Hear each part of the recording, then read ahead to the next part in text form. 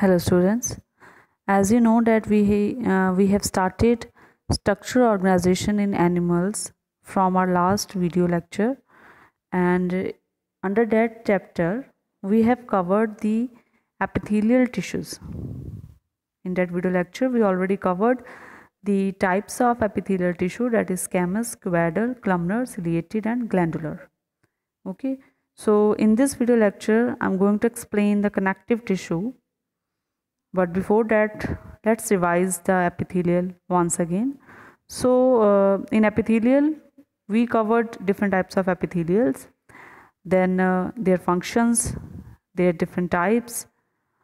Also, the important topic from the epithelial tissue is that what is glandular epithelium. So some of the columnar or cuboidal cells, when they get specialized for secretions, जब भी कोई epithelium secretion करेगा तो वो glandular epithelium बन जाता है. ठीक है, मैंने आपको बताया था कि जो एपिथेलियल टिश्यूज़ हैं जब उनमें मॉडिफिकेशंस होती हैं, ठीक है, मॉडिफिकेशन किस हिसाब से होंगी, ऑर्गन के हिसाब से. जिस ऑर्गन की वो प्रोटेक्टिव कवरिंग कर रहे हैं उसी ऑर्गन के हिसाब से उनमें कोई ना कोई मॉडिफिकेशन होगी. ठीक है, और उस मॉडिफिकेशन की वजह से उनका काम बदल जाएगा, उनका स्ट्रक्चर बदल जाएगा, तो फिर नाम भी बदल जाएगा. ठीक है जी, तो हैं ये एपिथेलियल है, लेकिन जब वो सिक्रीशन का काम करते हैं तो वो ग्लैंडुलर बन जाते हैं. ठीक है, तो ग्लैंडुलर एपिथेलियम दो तरह के हैं, यूनिसेलुलर और मल्टीसेलुलर. यूनिसेलुलर जिसमें सिंगल सेल होगा, ठीक है जी, जिसकी एग्जाम्पल गॉबलेट सेल्स हैं एलिमेंट्री कैनाल के, और मल्टीसेलुलर की एग्जाम्पल थी क्लस्टर ऑफ सेल जो हमें सेलिवरी ग्लैंड में मिलते हैं. ठीक है, इतना एग्जाम्पल ही रखेंगे माइंड में. ये भी अगेन इंपॉर्टेंट टॉपिक था, मैंने डिस्कस भी किया था कि on the basis of the mode of pouring of their secretion. Again हमने ग्लैंडुलर एपिथेलियम हमारा कि वो पोर किस तरह से करते हैं, वो दो टाइप में डिवाइड थे, exocrine and endocrine. Okay, so exocrine glands मैंने आपको बताया था that these products are release through ducts. आपको मैंने हिंट भी बताया था कि आप किस तरह से याद रखेंगे. एक्सोक्राइन वर्ड को याद रखेंगे एग्जिट से. ठीक है, जिसका कोई बाहर जाने का दरवाज़ा हो, मतलब डक्ट्स के थ्रू अगर वो पास कर रहा है, डेट इज़ एक्सोक्राइन. और एंडोक्राइन का जिसके पास कोई डक्ट नहीं है, ठीक है, और वो सीधा अपना जो प्रोडक्ट है, और उसका प्रोडक्ट होता है हमेशा हार्मोन्स. ये भी इंपॉर्टेंट वन है कि एंडोक्राइन ग्लैंड्स जो हैं उनका जो प्रोडक्ट होता है वो हार्मोन्स होते हैं, और वो उनको सिक्रेटेड करते हैं directly into the fluid, that is blood. Okay जी, we have covered all this. और ये एक डायग्राम में जिसमें शो करने की कोशिश की गई कि किस तरह से जो सेक्रेटरी सेल्स हैं उनके आगे ये डक्ट होता है. ठीक है जी, और यहाँ से फिर वो पास होता है. ठीक है जी. सो कंपाउंड एपिथेलियम हमारा एक टॉपिक रह गया था. एपिथेलियम का ही एक, और जैसे मैंने आपको बताया था कि जो हमारा सिंपल एपिथेलियम था, ठीक है, वो सिंगल लेयर था, और कंपाउंड में आ जाता है more than one layer. Multi layer cells होते हैं हमारे, and they has a limited role in secretion and absorption. ठीक है जी, तो देखेंगे नाम से देखेंगे, हमारा जो सिंपल एपिथेलियम था उसको ये देखा, उसका मेनली काम था एब्जॉर्ब करना, सिक्रीट करना.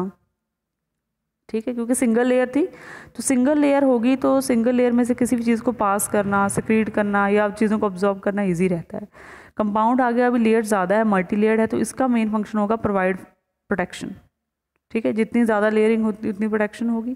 तो ये against chemical and mechanical stresses जो हैं वहाँ पे ये प्रोटेक्शन का काम करवाता है. They cover the dry surface of the skin, the moist surface of buccal cavity, pharynx, inner lining of ducts of salivary glands and of pancreatic ducts. कुछ एग्जाम्पल्स हैं, इनको याद रखेंगे. ठीक है जी, so this is the compound epithelium. अब हमारे पास एक और टॉपिक है, that is different types of cell junctions. ठीक है जी, सो ये समझने से पहले एक डायग्राम देखते हैं. ये आपके सामने एक सेल जंक्शन का एक डायग्राम है, बहुत ही अच्छी स्लाइड है, इसे देखेंगे ध्यान से. इसमें ये सेल 1 है, ये सेल 2 है. दोनों सेल्स जो हैं वो किस तरह से ज्वाइन होंगे उन्हें हम कहते हैं जंक्शंस. ठीक है जी, सो एक हमारे पास होते हैं टाइट जंक्शंस, दूसरे हमारे पास होते हैं डेस्मोसिस भी नहीं कहते हैं, या एडहेरिंग जंक्शंस भी कहते हैं, एक ही बात है, एंड गैप जंक्शंस. आपकी बुक में एडहेरिंग जंक्शंस दे रखा है एज कंपेयर टू डेस्मोसिस की जगह पे. गैप जंक्शंस हमारे थर्ड वन है. डिफरेंसेस देखेंगे इनमें. टाइट जंक्शन को अगर आप ध्यान से देखें तो जैसे हमने एकदम से टाइट लेयर होती है, ये एकदम से टाइट होते हैं. ठीक है जी, क्योंकि यहाँ से वो लीकिंग ऑफ सब्सटेंस जो है उन्हें लीक ना हो, जो सब्सटेंसेस लीकेज ना हो, इसलिए टाइट जंक्शंस होते हैं। ठीक है जी, ये है, इसको ब्रॉड करके दिखाया गया है। दूसरे हमारे पास एडहेरिंग जंक्शंस जो कि सीमेंटिंग का काम करते हैं। ठीक है जी, ये सेंटर में देखिए किस तरह से इन्होंने बाइंड किया होता है, परफॉर्म सीमेंटिंग, सेल्स को टुगेदर रखना होता है। और गैप जंक्शन जो इसका नाम ही बता रहा है कि ऐसा जंक्शन होगा जिसमें गैप होगा ताकि वो चीज़ों को फैसिलिटेट कर सके। ठीक है, आपस में कम्युनिकेट हो सके, जो सेल्स हैं उनके जो साइटोप्लाज्म के थ्रू आयंस ट्रांसफ़र हो सके, small molecules big molecules transfer हो सके, इन सब के लिए गैप जंक्शन। तो ये भी एक इंपॉर्टेंट टॉपिक था जो कि एपिथेलियम टिश्यू के अंडर ही था। ठीक है, तो जो भी मैंने अभी आपको समझाया है वही यहाँ पे लिखा है, तो आप अपने नोट्स के लिए इन चीज़ों को, जो आपकी वीडियो में जो भी स्लाइड शेयर की जाती है वो आपके नोट्स ही हैं, आपको और नोट्स बनाने की ज़रूरत नहीं, यही आपके नोट्स हैं। ठीक है, तो ये टाइट जंक्शंस के बारे में जितनी भी बातें हैं वो सब मैंने जो समझाई हैं वही यहाँ पे प्रेजेंट है। डैट ये टाइटली पैक करते हैं। ठीक है जी, और लीकेज के लिए ही है, नाम से याद रखेंगे ना, टाइट जंक्शंस है तो लीकेज नहीं होगी। ठीक है, प्रेजेंट कहाँ पे होते हैं, गैस्ट्रिक एपिथेलियम और यूरिनरी ब्लैडर। ठीक है, यूरिनरी ब्लैडर आपको पता है कि जब भी जो यूरिन है वो कलेक्ट होता है यूरिनरी ब्लैडर में। ठीक है, तो वहाँ पे टाइट जंक्शंस होते हैं लीकेज को प्रिवेंट करने के लिए। एडहेरिंग जंक्शंस एक तरह से सीमेंटिंग जंक्शंस है, इनका काम होता है कि नेबरिंग सेल्स को टुगेदर रखेंगे। एंकरिंग का फंक्शन है, दे सर्व एंकरिंग फंक्शन, जोड़ के रखना। ठीक है जी, and present in this organs which are subjected to high pressure, example heart. जो हार्ट है उसके ऊपर देखिए कितना ब्लड का प्रेशर रहता है, ब्लड फ्लो आ रहा है जा रहा है, तो वहाँ पे एडहेरिंग जंक्शंस या डेस्मोसिस, इस वर्ड को भी याद रखेंगे। ठीक है, लास्ट हमारे पास है गैप जंक्शंस, जो कि नाम ही गैप जंक्शन है, नाम से याद रखेंगे हमेशा, मेमोराइज करने की ज़रूरत ही नहीं है। सेल्स के बीच में गैप है लेकिन जंक्शन है साथ में, गैप जंक्शन। ठीक है जी, तो बीच में गैप है, और गैप इसलिए ताकि इसमें रैपिड ट्रांसफर हो सके आइंस का, स्मॉल मॉलिक्यूल्स का। ठीक है जी, एक आपको मैं यहाँ पे एक इम्पॉर्टेंट बात बता रही हूँ, जो बच्चे अपनी बायोलॉजी को स्ट्रेंथन करना चाहते हैं उनके लिए बता रही हूँ मैं। Desmosomes and gap junctions occur in the intercalated disc of the heart muscle cells, ये आपका क्वेश्चन पूछा जाता है। ठीक है जी, तो याद रखेंगे कि मेनली जो डेस्मोसिस है और जो गैप जंक्शंस हैं ये आपको हार्ट की जो मसल सेल्स होते हैं उनकी इंटरकलेटेड डिस्क के ऊपर प्रेजेंट मिलते हैं। सो यहाँ पे हमारा एपिथेलियल टिश्यू अभी ख़त्म होता है, जिसमें जितने भी इसके वाइड एरियाज थे मैंने सब कवर किए हैं। नेक्स्ट हमारे पास है कनेक्टिव टिश्यू, पढ़ लेते हैं मैंने थोड़ा सा। Connective tissue is most abundant and widely distributed tissue in the body, and function इसका मेनली होता है linking and supporting other tissues. ठीक है, एपिथेलियम हमने पढ़ा था, इसका मेनली काम था एब्जॉर्प्शन, सिक्रीशन और प्रोटेक्शन। कनेक्टिव है कि ये लिंक करेगा, नाम देखिए। ठीक है, नाम ही कनेक्टिव है, कनेक्ट करना है इसने। ठीक है, तो ये लिंकिंग और सपोर्ट करेगा अदर टिश्यूज़ को। ठीक है, कनेक्ट करवा के रखता है, कनेक्शन बनाता है, that is connective tissue. And in all the connective tissue except blood को छोड़ के जितने भी सेल हैं सारे यहाँ फाइबर्स सेक्रीट करते हैं।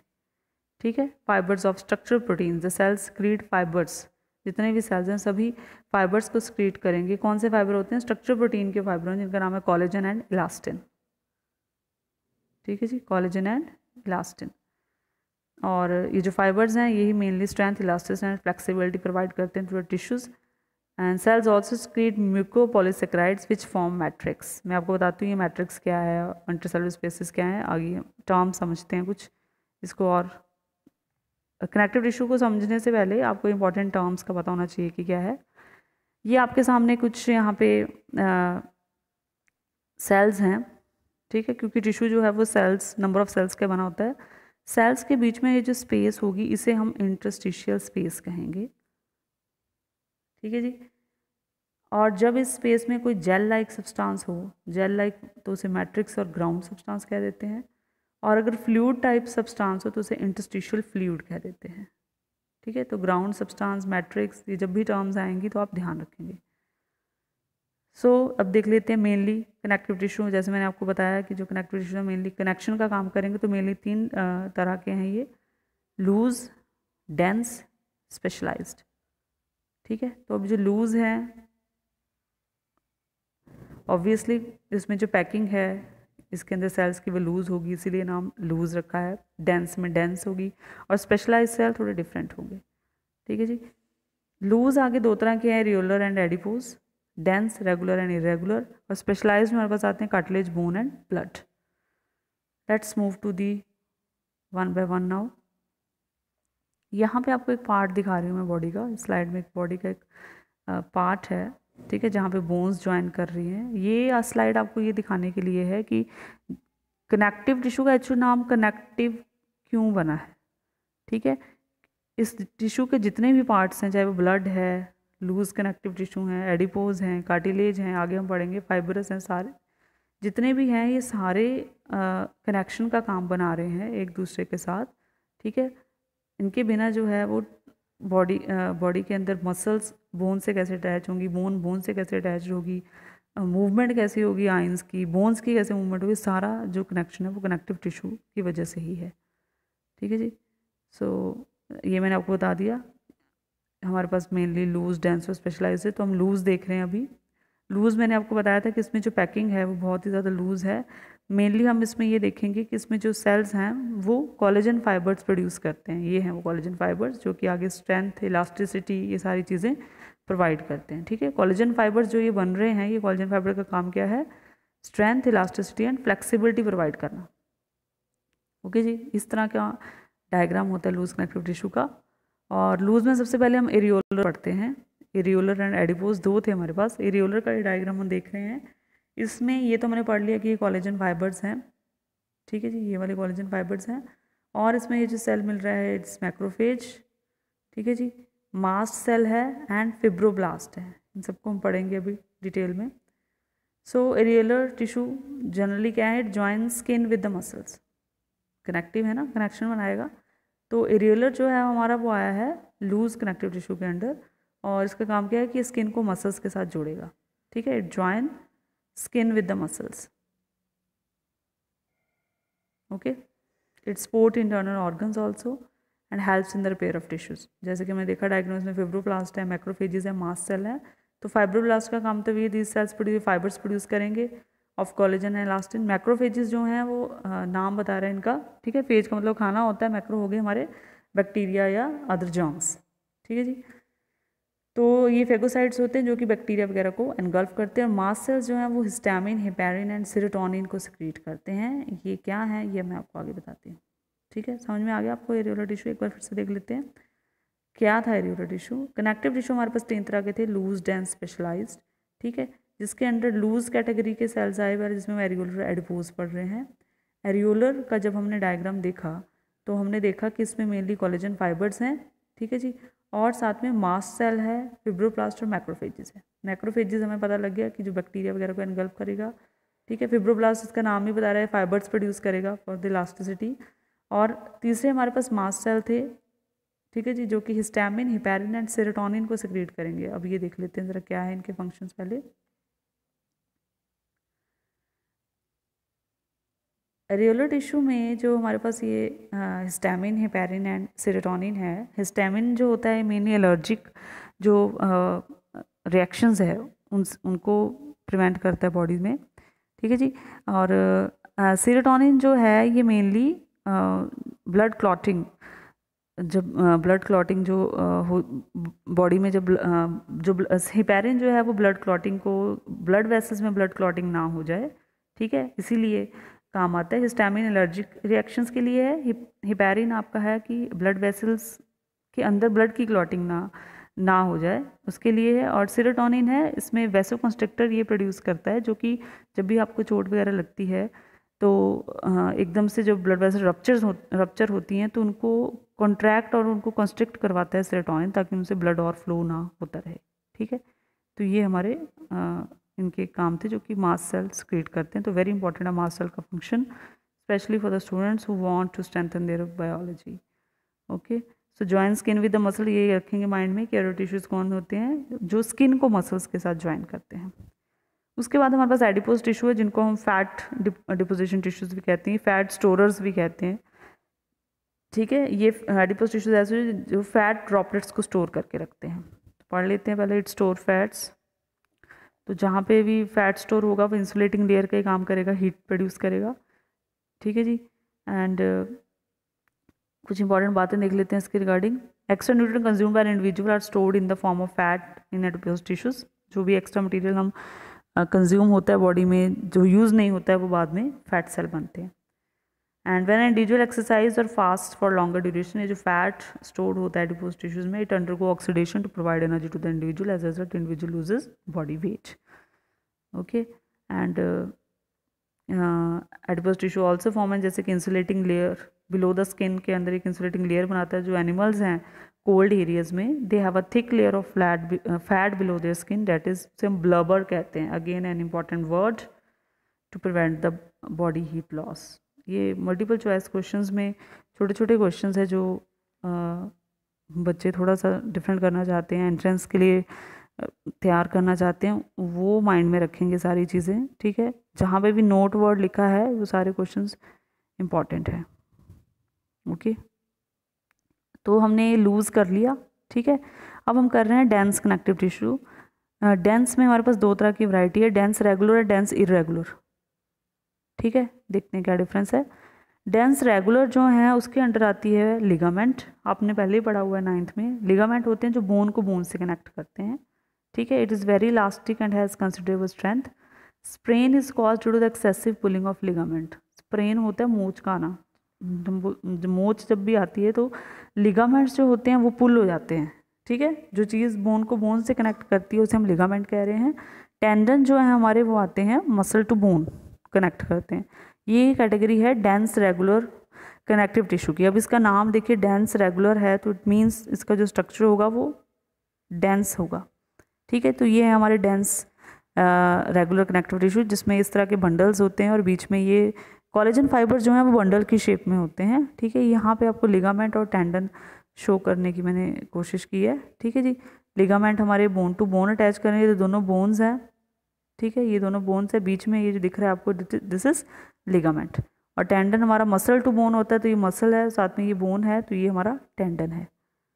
ओके, सो डेंस इरेगुलर देख लेते हैं, दोनों में डिफरेंस देखिए कितना है। रेगुलर डेंस रेगुलर जो है उसमें बंडल्स की शेप में दिखेंगे, और इरेगुलर में आपको थोड़ा सा जो शेप है इनकी कोलेजन फाइबर्स की वो थोड़ी सी डिफरेंट दिखेगी, ठीक है जी। तो इरेगुलर पढ़ लेते हैं, इसमें fibres and fibrils are arranged irregular to form a network, ठीक है। इरेगुलर है, देखिए इनकी शेप, ये देखिए प्रॉपर बंडल्स बने हैं।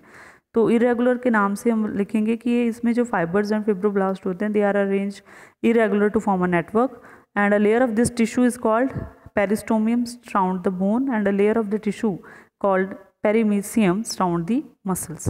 अगेन लर्निंग आपको बातें ध्यान में रखने की हैं सारी ये, ठीक है। इसी टिश्यू की लेयर जो बोन के अराउंड होगी उसे पेरिस्टोमियम बोलेंगे, और जो मसल के आसपास होगी लेयर उसे हम पेरीमाइसियम बोलेंगे, ठीक है जी।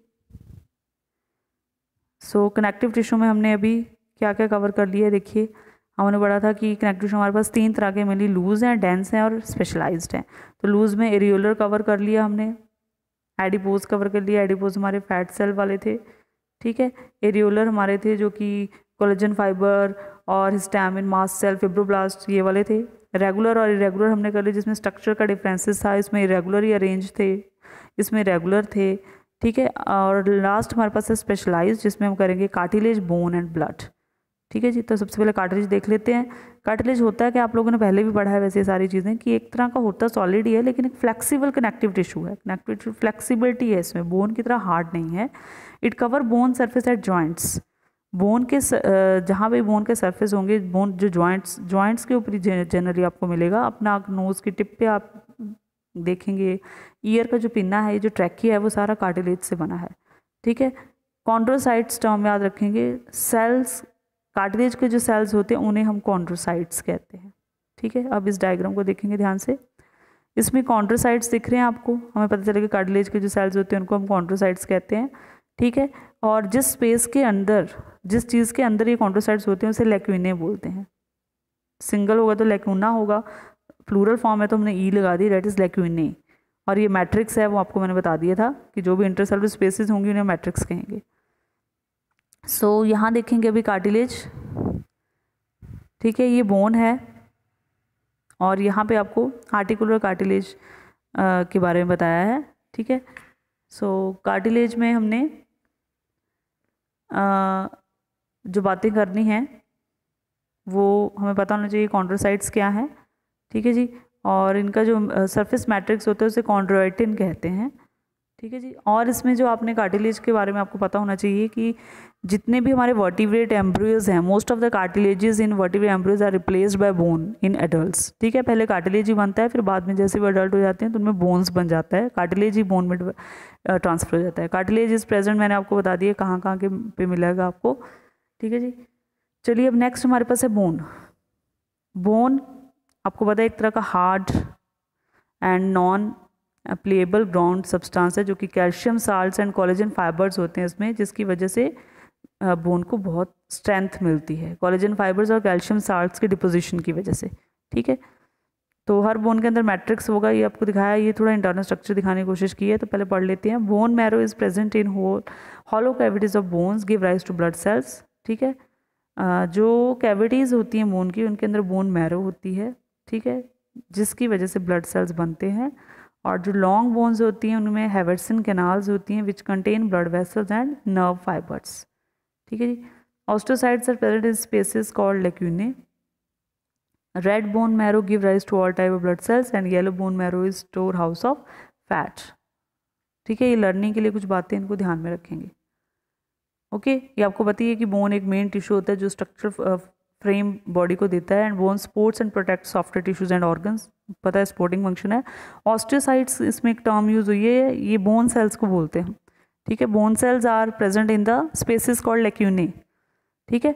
उन स्पेसिस को हम लेक्यूने बोलते हैं जहाँ पे ये बोन सेल्स प्रेजेंट होते हैं, ओके।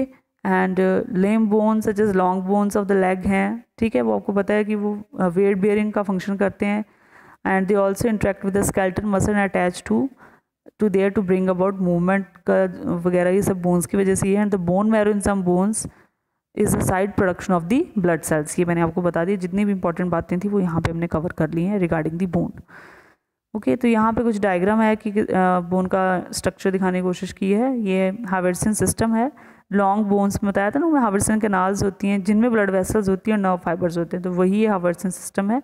सेंट्रल कैनाल और मैट्रिक्स शो किया है। लास्ट हमारे पास है हमने अभी पढ़ा इसमें कि जो बोन मैरो होती है कुछ बोन्स की, वो ब्लड सेल्स प्रोड्यूस करती है, ठीक है। तो ये जो बोन मैरो है ये red blood sales, white blood sales और प्लेटलेट्स को प्रोड्यूस कर रही है, ठीक है। लास्ट हमारे पास टॉपिक है इस कनेक्टिव टिश्यू का, that is blood. It's a fluid connective tissue containing the, आपको पता ही है ब्लड में क्या क्या होता है, आप पहले ही पढ़ चुके हैं 10th में, that is plasma, red blood cells होते हैं, ठीक है जी। फिर हमारे पास वाइट ब्लड सेल्स हैं, platelets, plasma, red blood cells, RBCs, डब्ल्यूबीसीज, सब कुछ है, ठीक है। It's a fluid connective tissue which containing RBCs, plasma, डब्ल्यूबीसीज एंड प्लेटलेट्स, ठीक है। It's the main circulating fluid that helps in the transportation of various substances. ये भी आप जानते हैं कि एक पूरी बॉडी में ये सर्कुलेट करता है, ठीक है जी।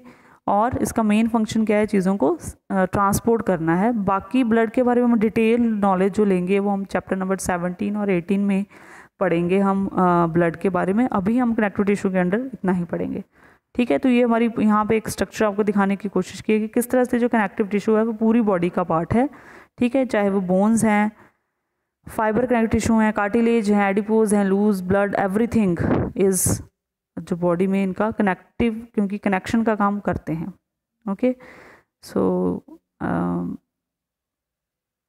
ये आपका कवर हो गया है चैप्टर। एक क्वेश्चन यहाँ पे बोन और कार्टिलेज का है, उसे देख लेते हैं। और डिफरेंस पहले भी आप लोग वैसे करते आए हैं इसको। बोन आपको पता है hard and non flexible part है, cartilage soft and flexible part है।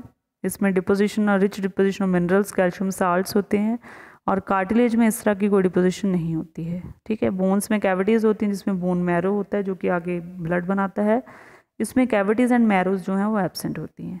ऑस्टोसाइट्स मतलब बोन सेल्स जो हैं वो सिंगली अकर करते हैं, और कॉन्ड्रोसाइट्स आपने देखे हैं वो ग्रुप में होते हैं, 2 या 4 में हमने देखा था ना लैक्यूने में, ठीक है। तो ये आपका इसमें हमने एपिथेलियल और कनेक्टिव टिश्यू हमने कवर कर लिया है। सो आई होप कि आपको ये चैप्टर क्लियर हुआ हो।